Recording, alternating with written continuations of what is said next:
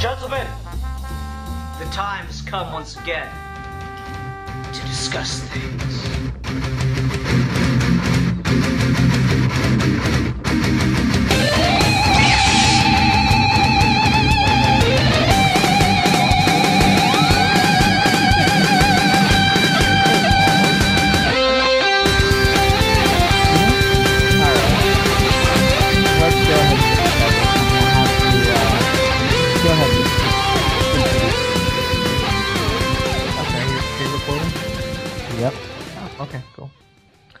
So hello everybody, welcome to this week's Geeky Gentleman. I'm Steve Baxey, and I'm here with Sid Part 2. Hello. And today we're talking about another discussion, debate topic, depending on how you look at it and how this conversation flows. We're going to be talking about this persistence of identity and just basic identity themes in every recent comic book movie, Dark Knight forward. I don't think there's been a single one that hasn't tackled that in some respects, so we're just going to address that and see why it's popular, or what it means, or what the similarities in that are. Yep. So, like, when you initially told me this topic, I first had no idea what the hell you meant by it.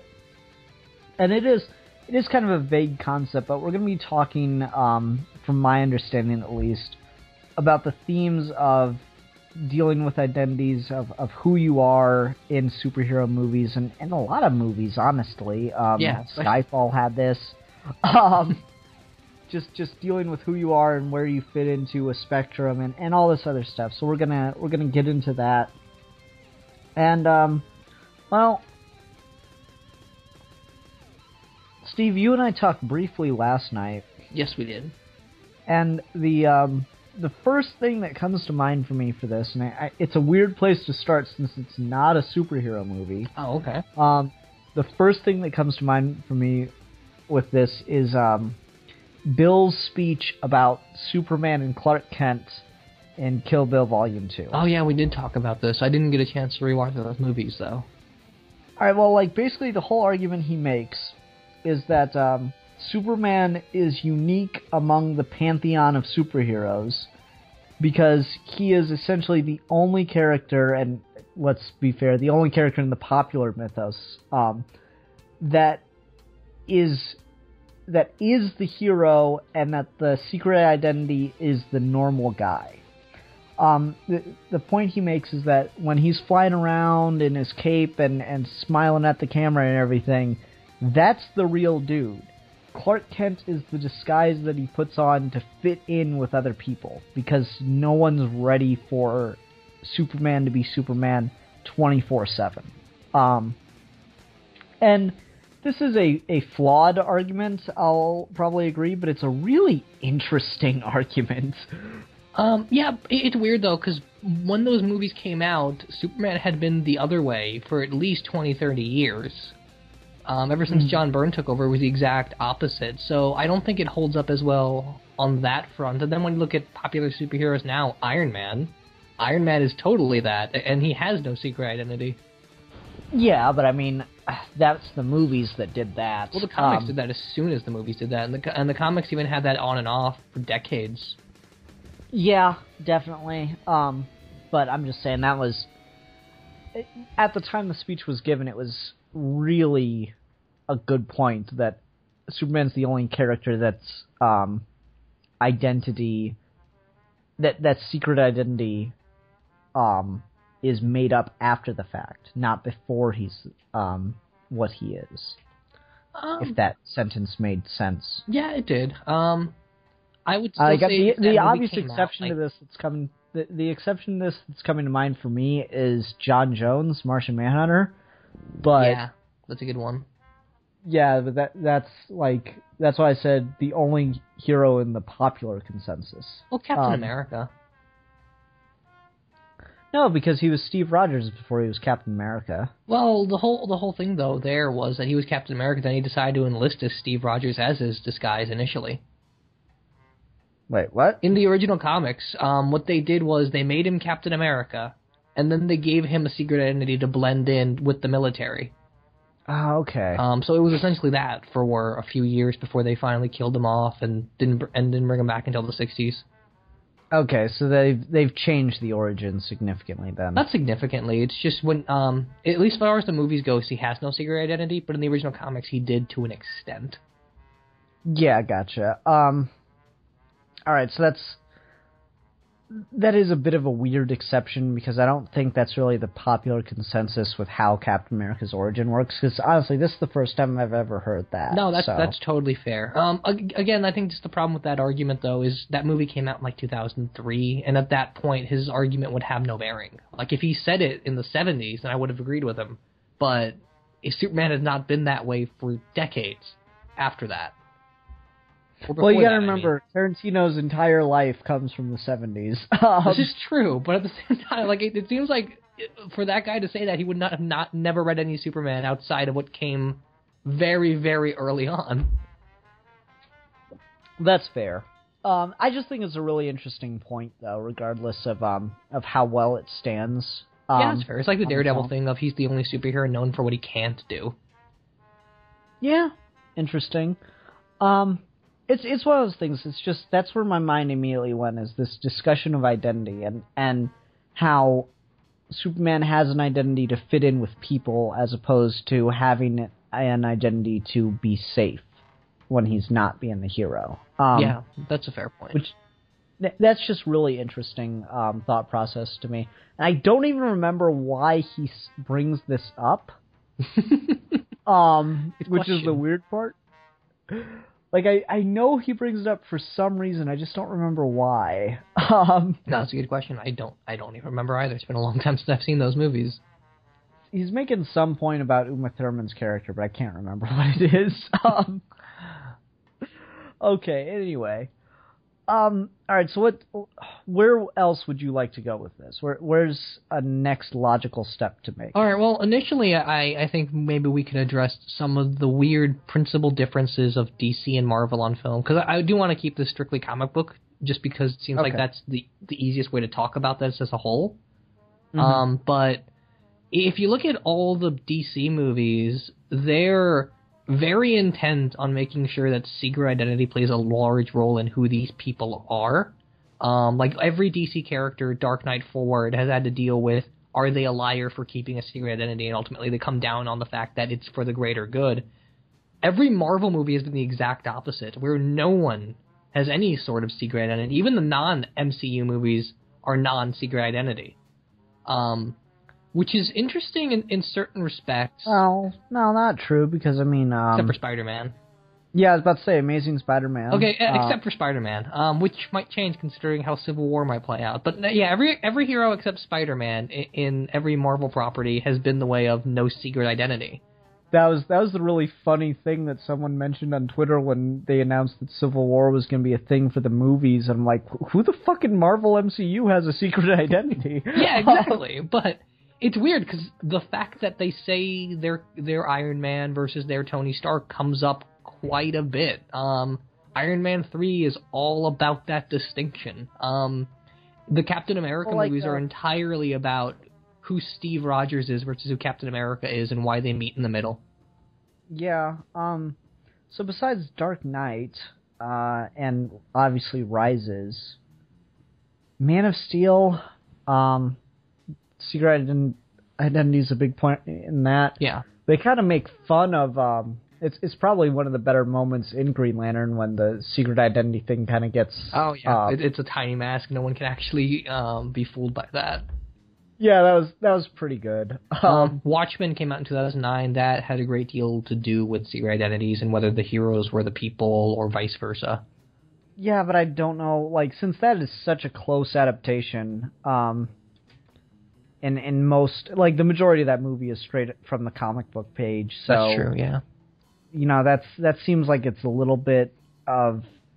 not irrelevant, but not really related to this because That's fair. it's not reactionary to The Dark Knight. That's fair. The only other one that comes to mind on the DC side would then be Jonah Hex. Which I refuse to watch. Which I've never seen because I just don't care. And the only good joke in that movie was in the trailer. Well, like, here's the thing about Jonah Hex. Not to derail this too much. Haha, get it because of train wrecks in the trailer. Like, I refuse to watch anything that has Megan Fox in it because, from what I understand, the only reason she has a career as an actress is because people think she's attractive. And, like, I certainly won't disagree with you there, but here's my little suggestion, guys. If you really think she's attractive, don't go see her movies so her career tanks and she's forced to do pornography. That's my just little helpful hint there. That's a really depressing notion, though. Yeah, well, shit. Anyway, my other little thing about Jonah Hex is how the hell did you fuck up a movie where Josh Brolin played Jonah Hex? Good ass There's question. Like perfect casting right there. Outside of Thomas Jane, he would have been the best choice. So it's insane that it's as bad as it was. But yeah, so it's lighter on the DC side just because DC is really slow to make movies and really slow to diversify those movies. But those discussions are still there. Everything from Batman Begins to Dark Knight Rises is essentially identity questions.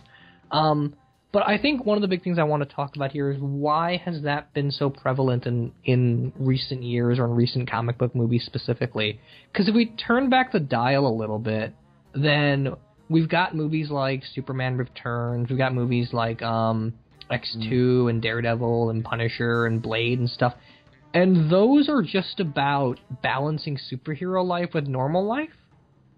Yeah. And then there's just this really, really stark shift. As soon as Iron Man, fun. As soon as Iron Man comes out, and everyone is all about who are you. Yeah, and I mean, it's not as big a part in... Well, it is. I don't know, do you think the identity theme is more prevalent in Iron Man or Dark Knight? I would have to say Iron Man just because there's a lot more going on in Dark Knight than the identity theme, and the identity theme is the crux of Iron Man. True.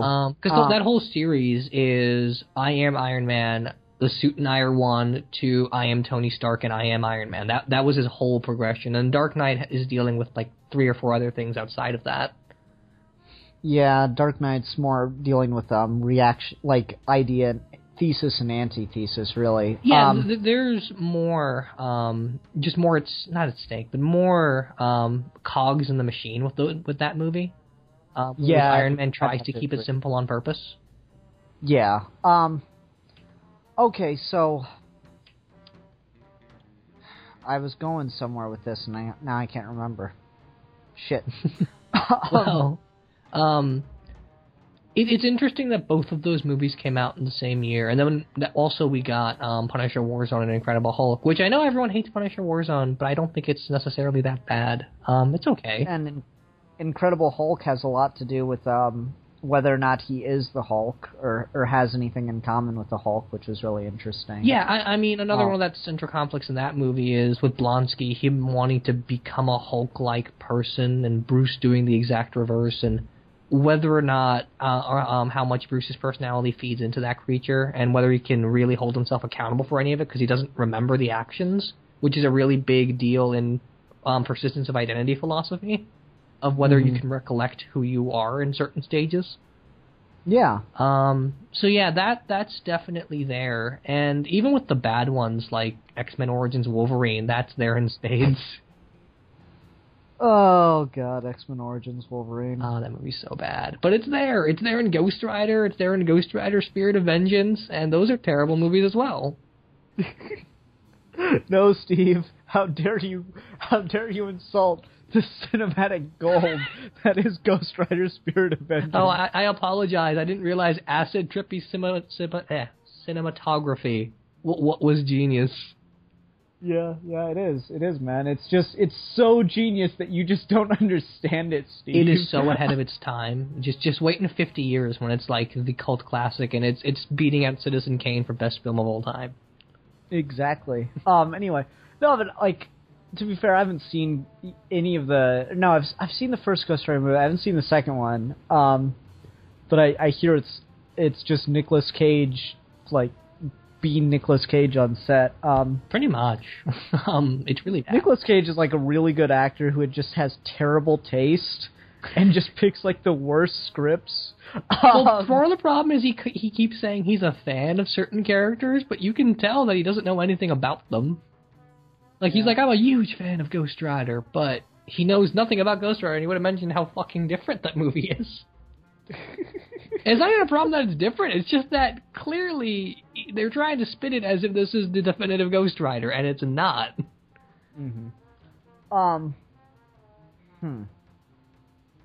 But Ghost Rider does offer an interesting thing, because in the comics, from what I understand, admitting that I haven't read any Ghost Rider comics ever, from what I understand, totally qualified to make this point. Yeah, no, from what I understand, there's a really interesting dynamic between Ghost Rider and Johnny, or whoever happens to be the writer at the time, dealing with whether or not they are a servant or if they're a hero or whatever. Yeah. In the original Johnny Blaze stuff, it's not really there until Zarathos shows up, and when you get the naming of the Ghost Rider as Zarathos, there's a very clear battle of identity going on there. And then when you move on to the Danny Ketch stuff, it's really, really evident that we're talking about, can you blame yourself for voluntarily being possessed? And whether or not Danny's actions are Noble Kale's actions, or if Noble Kale's actions are Danny's actions, or where the line between them blurs and where it's firm. With the current Ghost Rider stuff that's in danger of being canceled, it's all about how the Ghost Rider's repetitive habits form in Robbie Reyes as the new Ghost Rider. Whether him just talking to the guy or listening to his suggestions changes who he is as a person fundamentally. So that's really interesting, because it's almost like a schizophrenic relationship with the other side of their personality, similar to the Hulk thing. Oh yeah, totally. You know, as much as this is a bad movie, there's one amazingly fantastic cinematic moment in Ang Lee's Hulk movie, and that's where Bruce Banner the Hulk kind of passes out while he's fallen from the sky. Oh yeah, that's a good one. And it's that dream sequence where Banner's like brushing his teeth, and then like the Hulk rips through the house and like grabs him and goes puny human, and the Hulk wakes back up.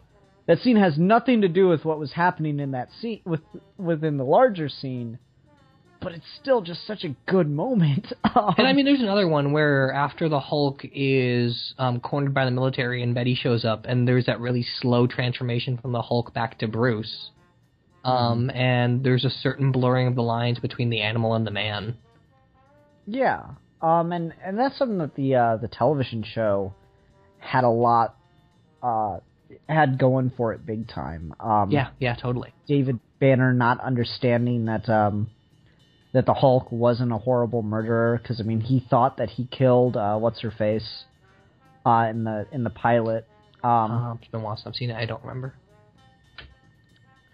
I'm sorry, what? It's been a while since I've seen the show, so I don't remember. Her name. It's okay. She's in one episode. Yeah, I don't remember. Poor David Banner. All the women he loves just die. You want to talk about woman in the refrigerator? How about woman in the burning car? But yeah, no, that's solely there in the Hulk's character, and that's there in the comics. And with certain characters here, like with Iron Man particularly, there's never really been a story arc that's all about who Tony Stark is as a person versus who Iron Man is. It's always kind of Tony's habits transferring into him being superheroic and whether or not he's a good role model.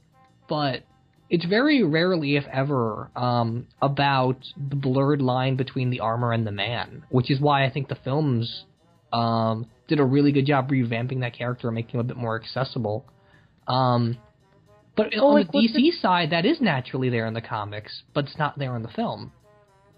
Yeah, like what's interesting, what that makes me think of is that scene in Dark Knight Returns. And say what you will about Frank Miller, but I don't think anyone can dispute Dark Knight Returns is a good book. Yeah, agreed.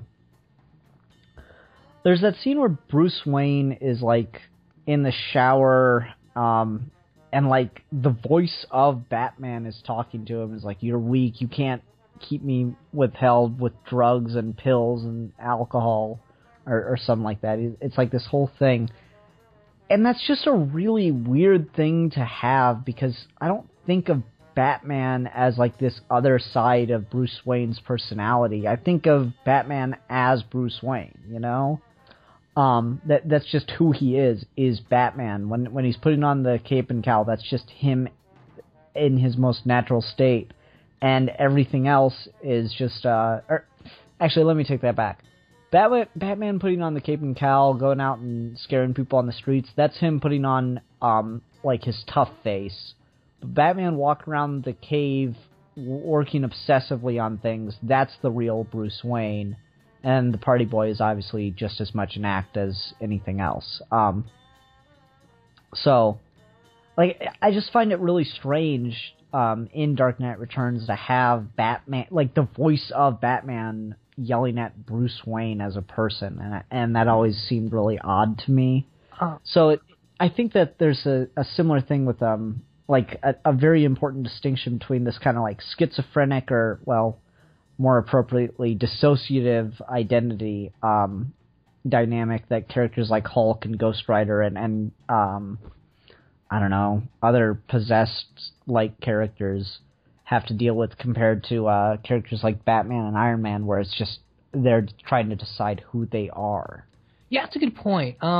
Importantly, the stuff with Frank Miller and the Batman Bruce Wayne as two people thing is something he got from Dennis O'Neil, because he grew up reading Dennis O'Neil's books and would constantly ask him questions about what his books were and who Batman was, and that's where the inspiration for that stuff comes from. So that's ingrained there, and up to animated series, most people write it as the two halves of a single person kind of thing. And then what I love about Morrison's run is that he merges them because he understands that's a distinction that would not be able to survive in a band like Batman. If he's ever to be effective, there can't be a battle internally like that. Yeah.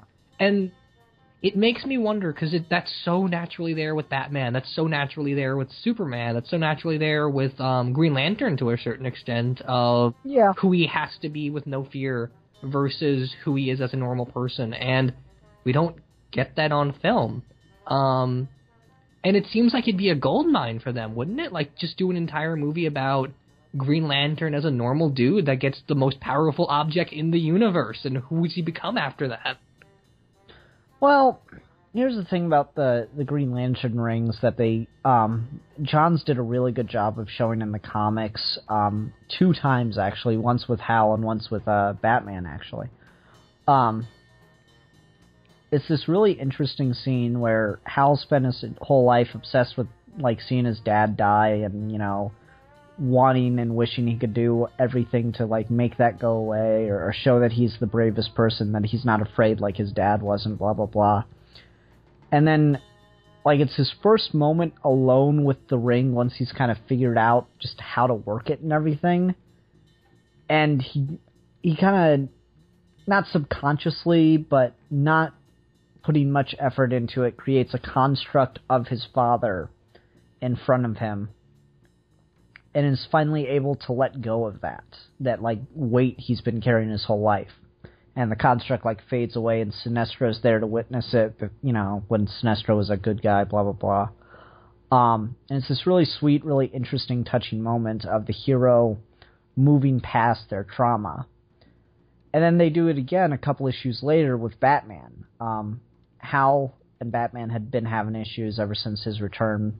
And Hal hands the ring to Batman and says, "I want you to try it just to help you move on." And at first the ring doesn't work for Batman or anything. He goes, "You just need to think about what happened to you." And Bruce is like, "That's sick. You have to do that all the time?" "Yes, but just trust me." And as soon as Batman does, bang, you get that really cool panel that gets floated around of Batman as a Green Lantern. And he projects a construct of the Waynes, Thomas and Martha. And as he's about ready to let them go, he stops himself and takes off the ring and hands it back to Hal. Which is a fascinating scene that I'd want to see in a Justice League movie if at all possible, but I don't think it would ever happen. But there's a lot to that for both of those characters, and just for the idea of what makes them and what motivates who they are.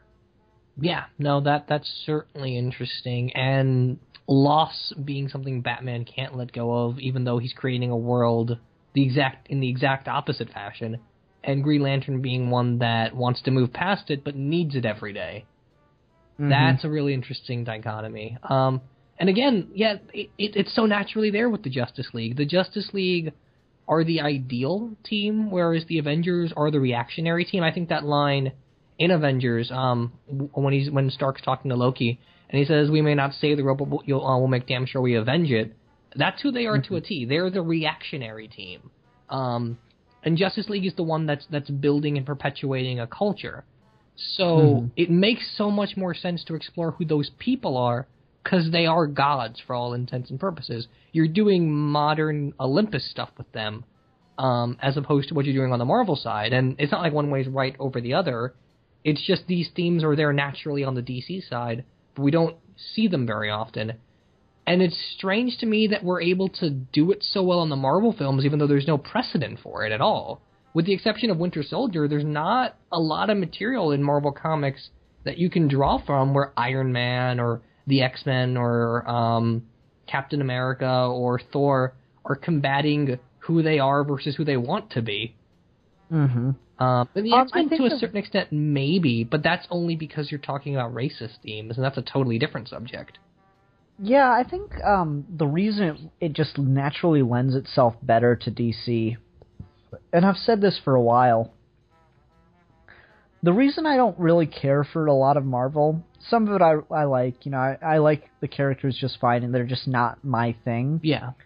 Is because Marvel is really focused at characters that are kind of grounded, that you can relate to, that you can understand. And DC's character roster is more of a, it serves, I think, better as metaphors for certain ideas. And so, Batman's vengeance, justice, Superman's hope, blah, blah, blah. Hope, religion, Jesus, blah, blah, blah. So I think that the identity things, these guys working through trying to live up to an idea, which is, one of the major themes in the Dark Knight franchise, I think that just naturally lends itself to DC in a way that you wouldn't think it would in Marvel. Because they're just people, I don't know about you, Steve, but I don't sit there and question who I am and what I have to, and what my actions mean for my personhood every day. I don't do that. I know that probably makes me a bad philosopher, but I got shit to do, son. Well, I do that, and that makes me a stereotype, so, take that for what you will. No, I think about, do I want to be doing this? I get existential every so often. Yeah, but I think the point you're making is that we don't have a responsibility to do that. Yeah, fair enough. Or at least no one's forcing that obligation on us, the way you would have to if you were a member of the Justice League or the Avengers. Mm-hmm. Yeah, that works. I think that, DC just naturally lends itself to that in a way that Marvel doesn't, because Marvel are, kind of the blue-collar guys. They just roll up their sleeves and start working, whereas DC are the reflective people that, sit on the moon and, look at Earth and stuff.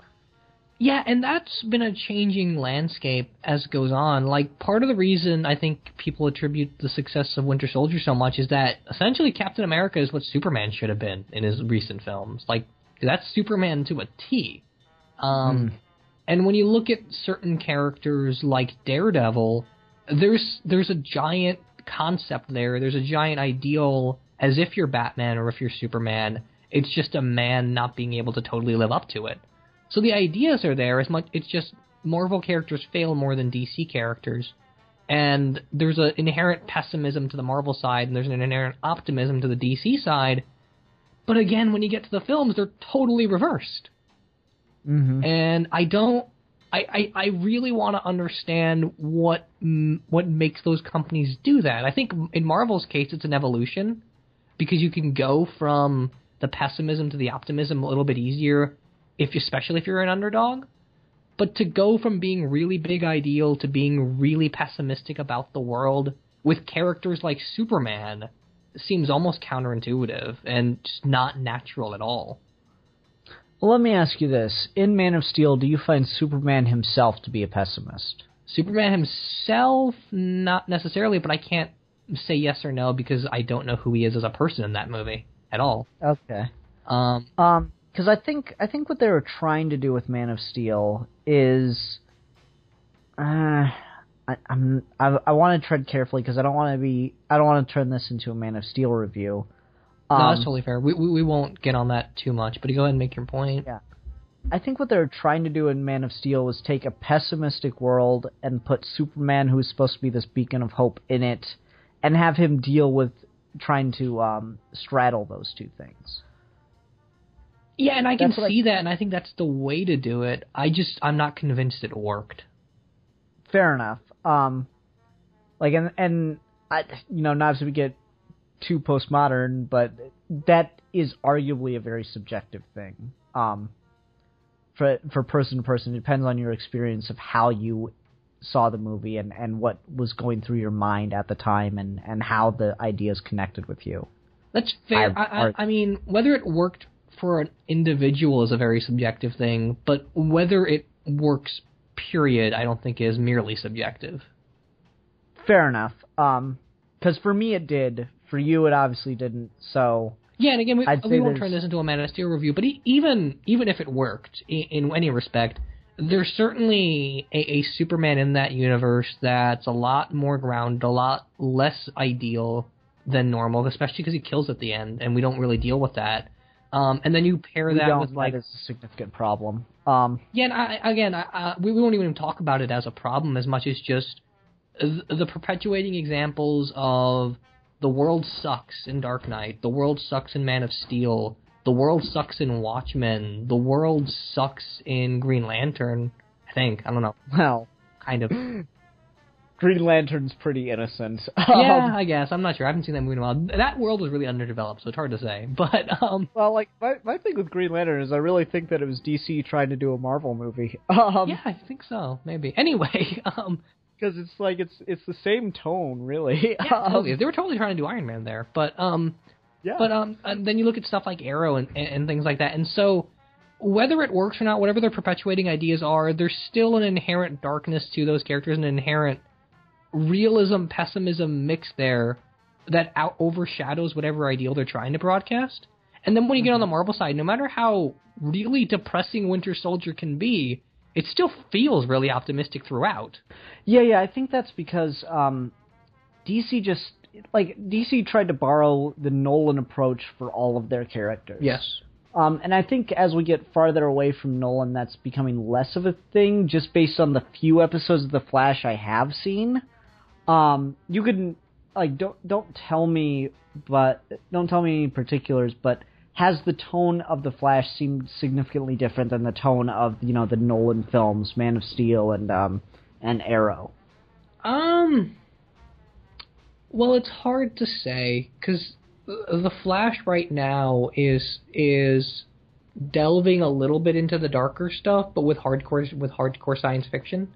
So we're getting a lot of unrealistic things, but we're still applying the Nolan formula of making everyone dark, even if they're not inherently dark characters. Okay. Like Barry is far more tragic than Barry Allen has any right to be. Well, I mean, Johns is the one that's responsible for that. That's true, but it doesn't mean you have to do it that way. I guess. I don't know. I just thought from what I watched, the few episodes, I think I saw 3 or 4 episodes before I just completely fell out of touch with it. And not because I wasn't enjoying it, it's just television. It's an old model. It doesn't work anymore. from what I was seeing, the tone was really, really lighthearted in comparison to, the way Arrow started out. And, comparing to Arrow, it's totally opposite. But there's still a lot of tragedy in that show in places that doesn't necessarily need to be there. Well, I don't know. I think at a certain point that's superhero tropes. I don't know. That seems like a fine distinction. I'm not really sure what to make of it there. Maybe.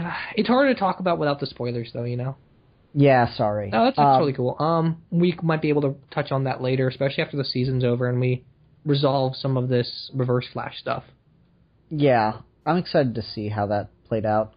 It took me forever to place who that actor was that plays, spoilers, guys, sorry. That plays, wait, 1, 2, 3. Someone got mad at me for not giving enough time after saying spoilers. Okay. The actor that plays Reverse Flash, I was like, holy crap, who is that guy? I recognize him. And then I had to go look at his IMDb page, and it finally clicked that he was JD's brother in Scrubs. He's a really good actor, that though. guy. What? He's a really good actor, though. Yeah, well, I mean, I didn't say he wasn't, but I was like, oh, that motherfucker. He's got it's amazing that he was in Scrubs and Ed, and now he's on Flash. It's crazy. Yeah, I thought Scrubs was a good show. So. No, it is. It's just a matter of he's playing someone so totally opposed to what he's usually cast as. Yeah. Anyway. Shit, what was I going to say now? I got distracted talking about the guy from Flash. No, but I think Flash, from what I saw, tends to be a little more lighthearted, especially in comparison to Arrow, which was... Yeah. The argument I made is, if you, took clips from Arrow that do not show Arrow, you could make a pretty convincing fan trailer for another Batman movie if you cut it just right. Another Nolan Batman movie, because the tone, the style of shooting, all of it's so similar. You really could make a fairly convincing trailer. And I mean, a lot of it is just a direct rip, right? The latest episode of Arrow, Uprising, that was just Dark Knight Rises. That whole season is Dark Knight Rises. Well, not even that. The line that cracked me up, and Bobby and I joke about this all the time, is 2 or 3 times in season 2, someone says, "Mind your surroundings," and the joke Bobby made is oh no, that's just something ninjas say to each other all the time. It's when you're at work and it's hey, did you see the game? It's just hey, were you minding your surroundings?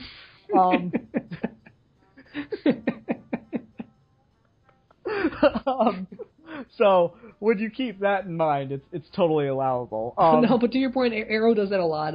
Season 1 is Batman Begins, Season 2 is Dark Knight, Season 3 is Dark Knight Rises, and regardless of how anyone feels about those movies or that show, it's really apparent just how much they were riffing on those movies.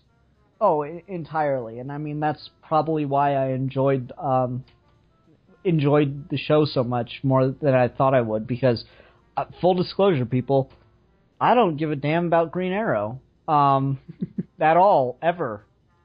Don't care. You should just read more Green Arrow comics, though. No, I really do not care about Green Arrow. Even when he was, even in Green Lantern and Green Arrow, I don't like those stories. Oh wow, that's hilarious. I've never heard anyone say that. I don't care.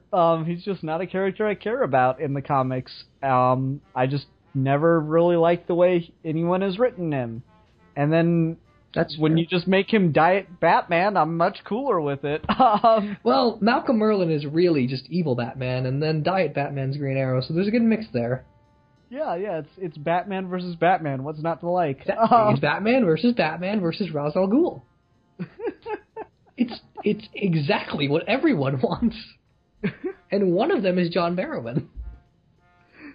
I remember when I was talking to Bobby about Arrow before I got into any of it, and spoilers. All right, and he told me that Merlin died at the end of season 1. I'm like, oh, he's Captain Jack. He'll come back. He's like, no, they're not going to bring him back. No, he's Captain Jack. He'll come back. And then season 2, he came back. I was like, I was right. Go Captain Jack.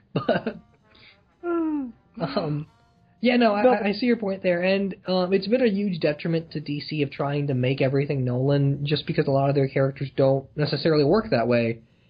See, like, I think Man of Steel could have worked better if they'd done the Nolan thing that they did in Dark and Begins, which is to make it 100%, or not 100%, but to make it as believable as possible. And what I mean by that is don't give, scientific explanations for why Superman's a thing, but just make it feel very, very realistic. Like, the way I always wanted a Nolan Superman movie to begin is you get someone who's like you get a news anchor from the real world that's like a really big name. Dan Rather would have been a good choice before he got, Scandal and everything. You get a guy like that that's just instantly recognizable, and you just have him do a news story where they have actual footage that's confirmed to be real of a person flying. And that's how you start your Superman movie. Well, see, I think the inherent problem to making Superman realistic is that you are making an alien man that can fly, has heat vision, and wears bright red and blue realistic. And no. What I mean by showing the whole anchor thing is just show how crazy awe-inspiring that would be. But see, the way you make it sound, it would almost be terrifying. Yeah, and I think that should be a part of it, and Superman should transcend the people's fear from that, and that'd be a very good thing for Superman to do to start out with. Right, but I mean, you wouldn't make people not afraid of him. But you wouldn't want to make it realistic as much as you would want to make it something that you work with and you build with and you get sucked into the world.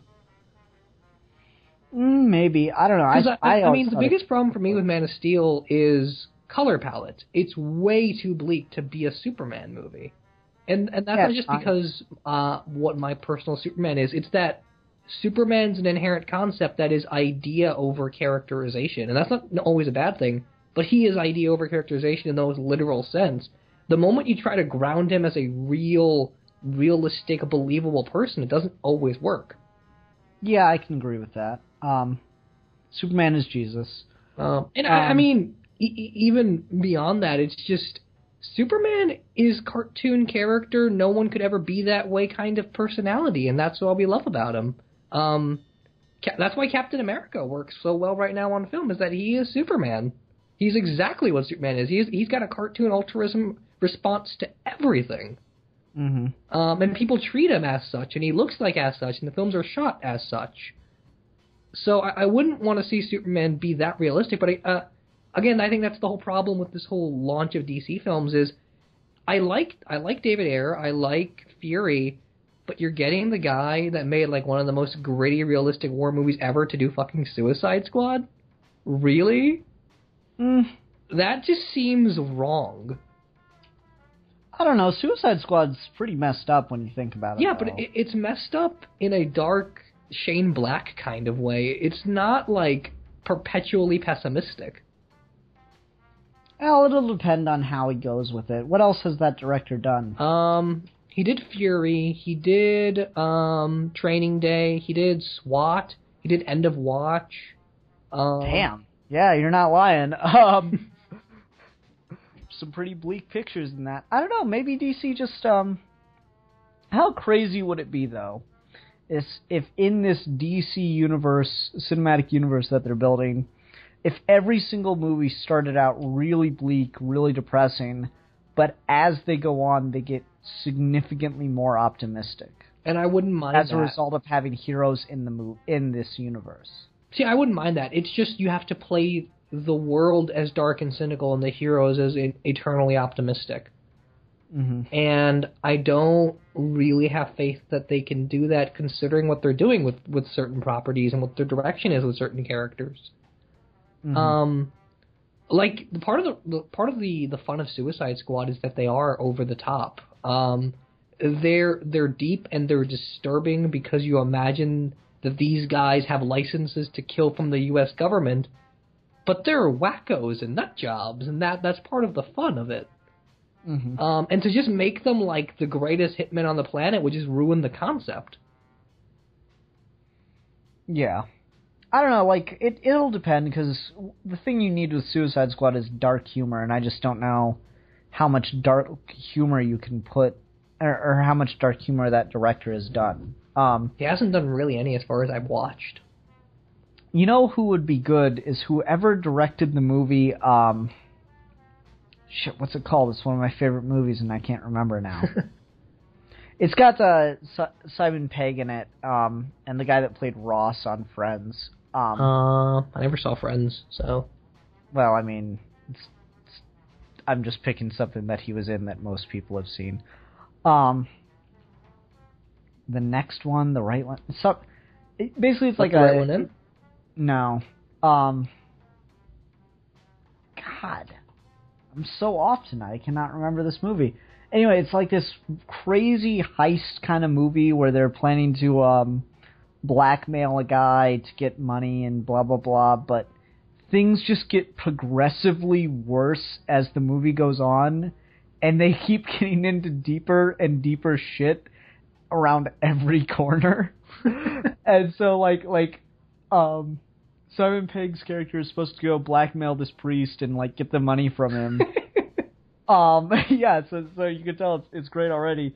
But when he shows up at the guy's house, the priest tries to kill him, and so Simon Pegg, like, hits him over the head with a lamp or something, and he's taking too long, so the guy that the Ross actor is supposed to rendezvous with him, but he gets tired of waiting, so he goes to check on him, and he goes to the house, and he sees the priest's body just laying on the floor, and he thinks that he's dead, so he takes him and dumps him in a...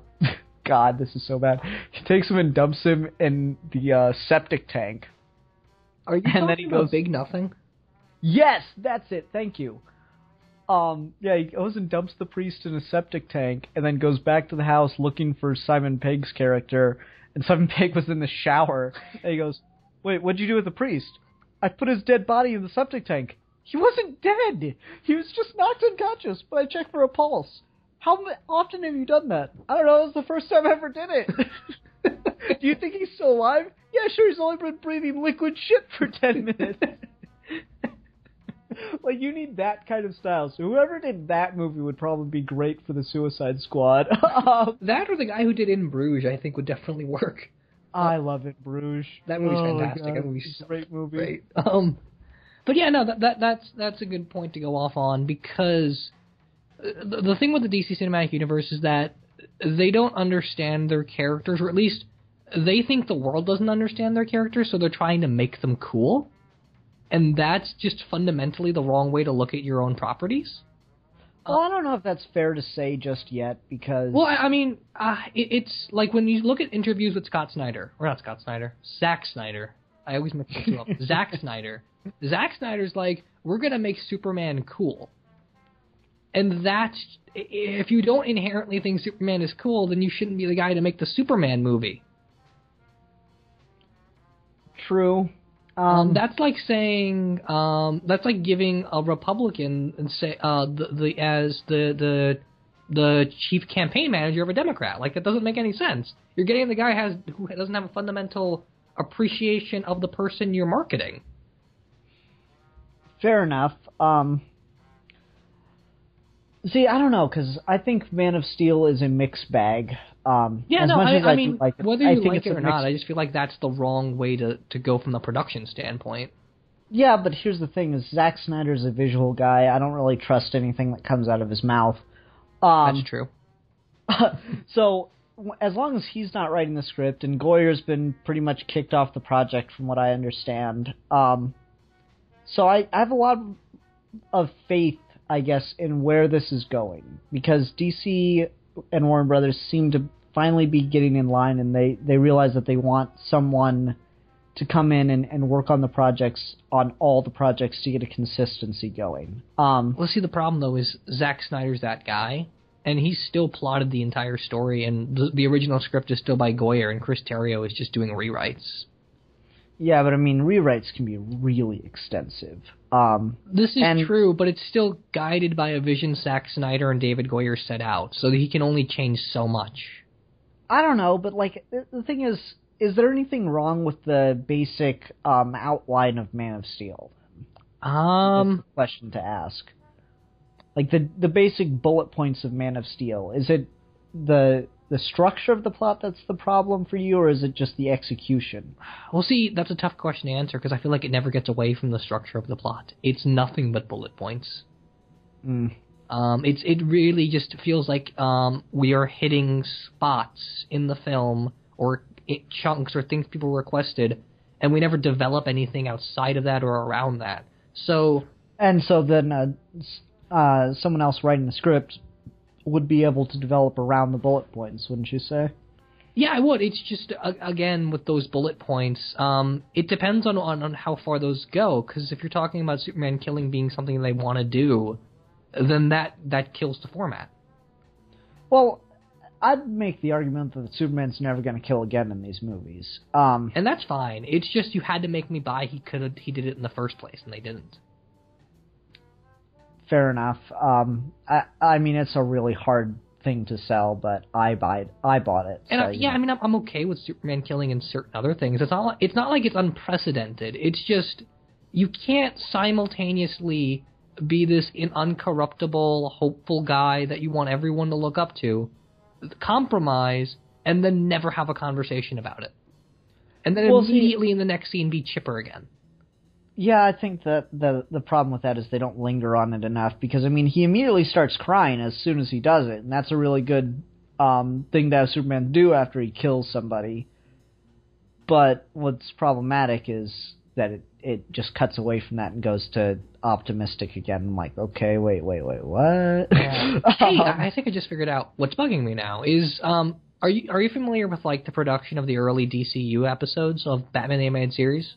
Not particularly, no. Okay, so if you watch the first season of that show, there's some good stuff like Two-Face and Heart of Ice and Never Too Late, but it's always sprinkled around really bad stuff. And the thing that every episode has in common is Bruce Timm just said, hey, this would be a cool scene to shoot. And they just constructed stories around that, and sometimes it works, but mostly it didn't. And that's what they're doing with Man of Steel and Dawn of Justice. Because if you look at interviews and you look at production notes and you look at what they want to do, they're really just selling it on certain shots or certain core, or not even core, but just certain elements they want to shoot, and then building the story around that. Like Man of Steel is, we want to do a Superman that would fit in the Nolanverse. Now just build a whole story around that. Batman vs. Superman is, we want to see Batman and Superman on screen together. Now build a whole story around that. And it's not like that's a hard thing to do, though. No, it's not. It's just they don't necessarily want to tell stories as much as they want to hit bullet points and checklist of stuff that would be cool. And Suicide Squad certainly seems like it could break that pattern, considering the way David Ayers works. It's just I'm not sure if it's going to get far enough away. Okay. Now the question is, how much does all of this that we've been talking about have to do with identity? Nothing, actually. We went on a tangent and never recovered. Sorry. No, I think we can kind of get back to it, because... Oh, we can get back to it, but there's a good 20 minutes of just nothing. No, I think it has some to do with it, because we're talking about DC's cinematic interpretation of how these characters identify with the world around them. Yeah, okay, that's fair. That's good. Yeah, so it certainly tells you how these companies see these characters or what kind of people they are. There's a very fundamental understanding of who Batman and who Superman are to the people marketing them on the DC side. On the Marvel side, they love these characters and they're exploring who they are.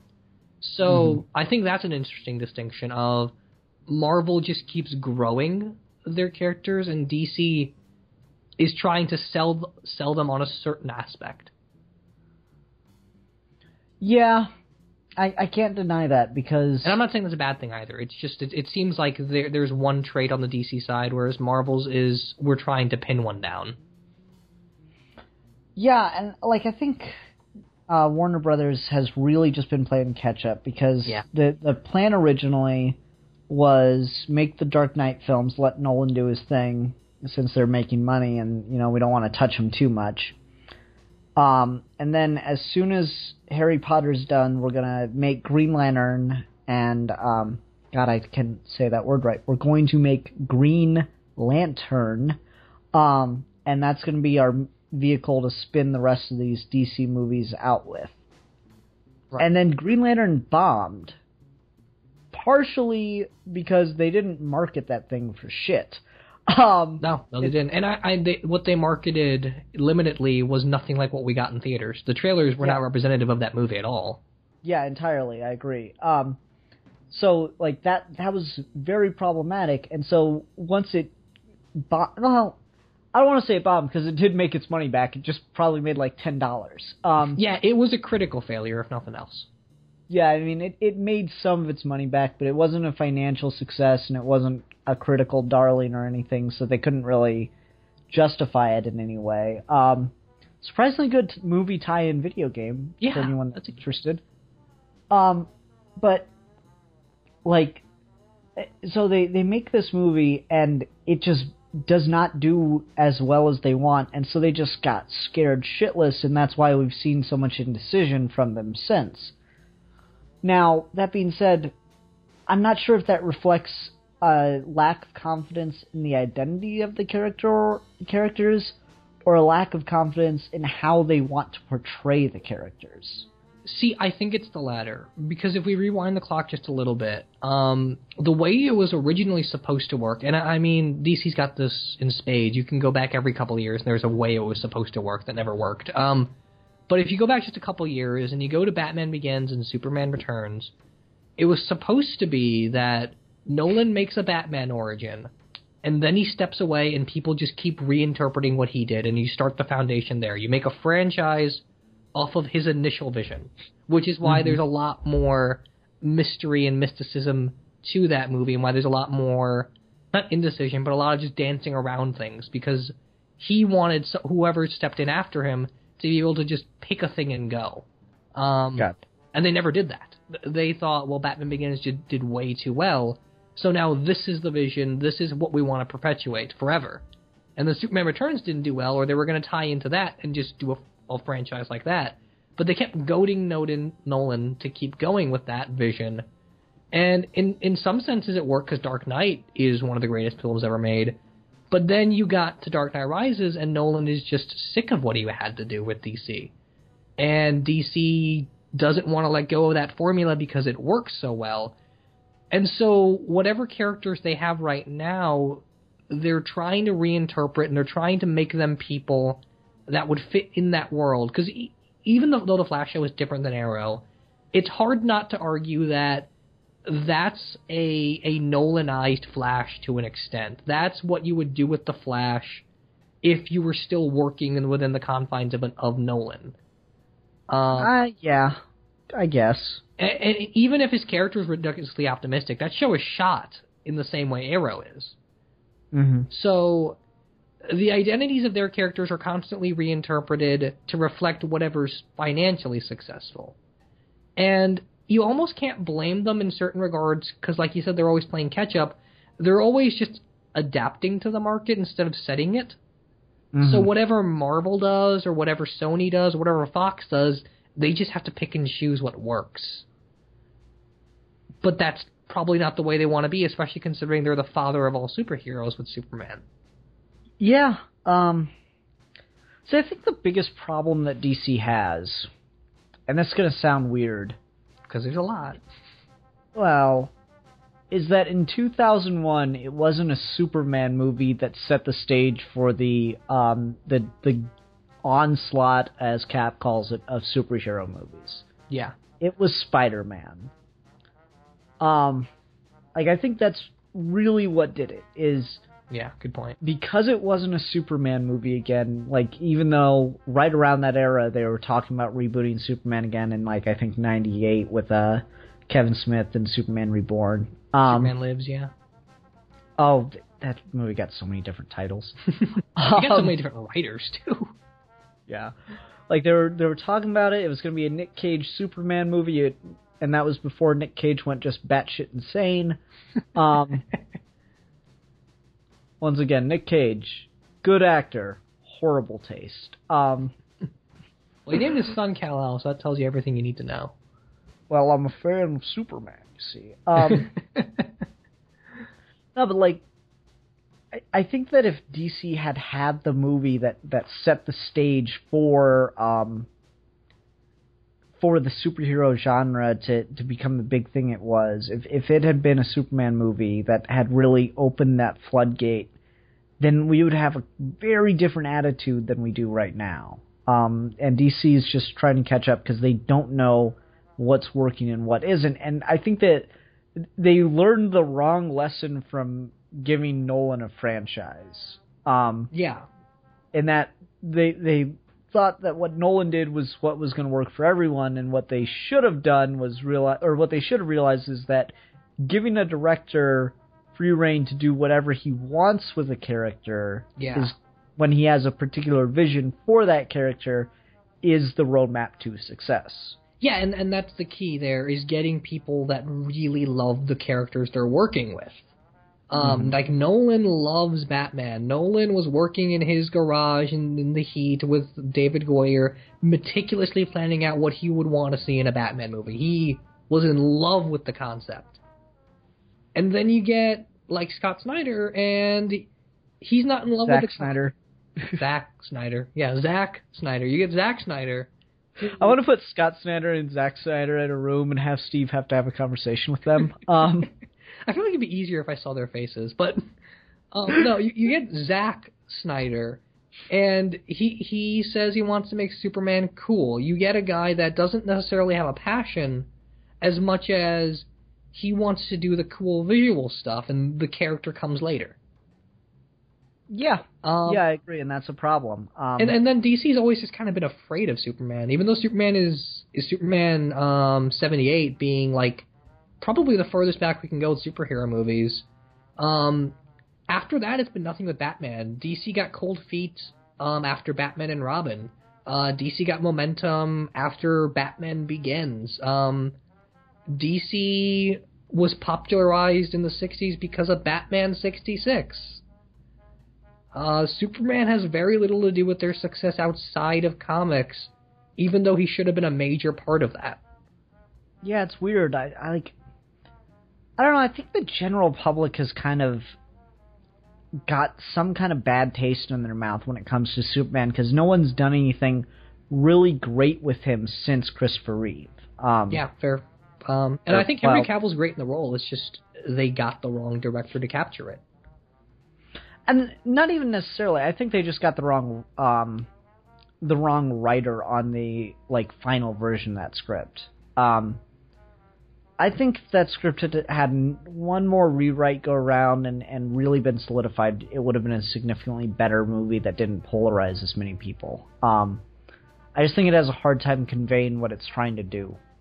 That's a fair point. I still think, though, there's certain cues where Henry Cavill is amazing, and you can, and his smile is infectious, and you really love the guy, and it works no matter what the script is telling you to feel. But then you give him that really, really dark costume, and you give him that ugly comb-over, and you don't make him look like the Superman he's playing. Yeah. Did you ever hear the story? I think I've told you this before, but did you ever hear the story of how Henry Cavill got the role? I think I have. Well, it's really interesting. I think this would be actually a really good place to close, believe it or not. Okay, cool. So when he was auditioning, they made him put on the Reeve costume to do his audition in. Right. And so what they wanted to do was make sure that he could sell the character to them, even in something that doesn't really work with the modern expectations and standards. And so I think the point about the costume, even though I like the Man of Steel costume quite a bit, I think the point about the costume is really pertinent because it reflects who the guy is, and while he looks good in the costume, that's not the outfit that he was working for, that he had planned the performance for, I think. if that makes any sense at all. Yeah, I agree. I think that makes a lot of sense. Because if you gave him the Christopher Reeve costume, maybe just a little bit more updated, maybe even hell the Superman Returns costume, it would have worked so much better. If you gave him the Superman curl, it would have worked so much better. There's a lot of just directorial hindrance of his performance that you can really tell that he's going in a really separate direction from what's being shot. Yeah, fair enough. And this all does relate to identity because it's about how the idea was to talk about the themes of identity, and I think we ended up talking about why the themes of identity are being explored and how they're being explored poorly. Yeah, and I mean, we could definitely touch on some of the positives. I feel like that's just retreading stuff we always love.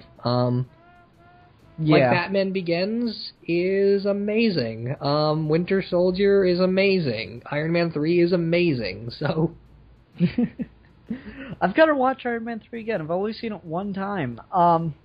Dude, I think you would love it better on a second viewing because it's so good. I enjoyed it. I always thought Killian's plan was really stupid when it came to kidnapping Pepper Potts. And I think, and we've had conversations with this. I think you've even talked to Alex about this. It's something if you just go back, you'll see it makes more sense. I hope so, but I just remember watching that in the theater. I'm like, wait, what? No, fair enough. Go back and watch it and just let me know if you still have that complaint, because then I will go back and watch it and see if I see what you're saying. Okay, fair enough. Alex probably gave the best counter argument I've heard to it so far, which is that Killian has an army of superheroes. I'm like, true, but still.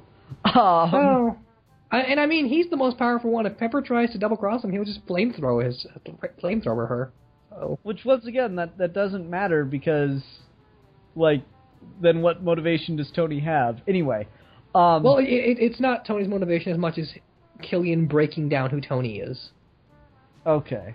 Alright, I'll see. I'm going to watch it again eventually, I promise. Okay, that's cool. But no, Iron Man 3 gets a lot of flack for that, but I think Iron Man 3 is probably the absolute best example of an entire movie about identity. Mm-hmm. That movie is about nothing except who Tony Stark is. Okay. Well, not nothing, but that's the crux of the whole movie. Everything follows that. Alright. Fair enough. Okay, so I think that's the end of it. Now I've got to figure out... Let's see here. Shit, it's my turn to pick, and I don't have anything ready. Give me a sec. Steve, entertain the people. Do a dance. Do a dance. Oh, yeah, do a dance that they can't see. That's brilliant. Let me do a dance and be so entertained because they can't see shit. Alright, I've gone around the couch, and now I'm in the DVD shelf area. Okay. Let's see here. This is always the best kind of video where I just pick something by looking on the DVD shelf. Lucky number 11. Oh, I haven't seen that movie in a long time. Yeah, we're going to review Lucky number 11 next week. So that should be fun, ladies and gentlemen. Yeah, anyway. That could be interesting. Yeah. Noirish kind of movie, fast talking. There's another good example for how to do a Suicide Squad film. Yeah, and Josh Hartnett was in contention to play Superman for a little while, so that fades in pretty nicely. Oh, interesting. All right, everyone, so thank you for listening. Until next time, I'm the Philosopher. And I'm the Politician. And we are your geeky gentlemen, and we will be discussing things.